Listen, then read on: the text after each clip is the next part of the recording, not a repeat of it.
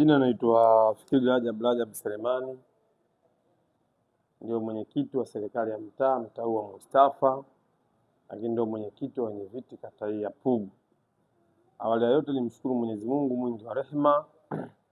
Leo ni tarehe 25 mwezi wa 12, siku ya Alhamis, siku ambayo Sanga Media TZ mmenitembelea ofisini kwangu kuja kufanya kipindi na kuwahabarisha wananchi wakazi wa mtaa wa Mustafa, halikadhalika na wananchi wa kata yetu ya Pugu, kwa maana kwamba mtatambua kwamba mtaa wa Mustafa uko miongoni mwa kata ya Pugu katika mitaa mitano, na bado mimi ndio mwenyekiti wa wenyeviti kata hii ya Pugu, na tukiendelea kushirikiana vema na diwani wetu wa kata ya Pugu. Sasa mimi viko vitu nataka niwahabarishe wananchi wangu wakazi wa mtaa wa Mustafa. Kwanza, jambo la kwanza niwatakie heri ya Christmas leo. Utakumbuka kwamba Wakristo wote duniani leo wanasherehekea heri ya Christmas, na jana walikuwa kwenye mkesha na jana sisi kama viongozi wa serikali ya mtaa tulidumisha ulinzi kwenye mtaa wetu, hasa kwenye nyumba za ibada zilizokuwa zikiendelea na zile ibada.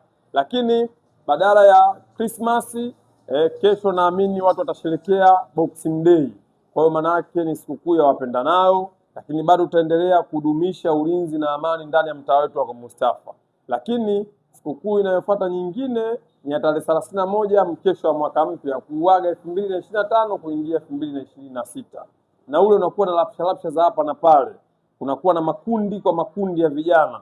Wapo baadhi ya watu wanachoma mapira mabarabarani, wapo baadhi ya watu wanafanya vitendo. Kwa hiyo mimi niendelee kuhabarisha umma na niendelee kuwaambia wananchi wangu wakazi wa mtaa wa Mustafa, kama tulivyo mtaa wetu kuwa na amani, kama ulivyo mtaa wetu sasa hivi unalindwa ulinzi mkali na makamanda wetu, na mmeona nyinyi wenyewe mmekuwa mashahidi mchango unaoendelea kuwachangia makamanda, kwa sababu wanafanya kazi mchana na usiku kwenye grupu unaendelea vizuri. Kwa hiyo niendelee kuhabarisha umma, kuwatakia sikukuu kwa amani, tusherekee sikukuu kwa amani, shangilie sikukuu kwa amani.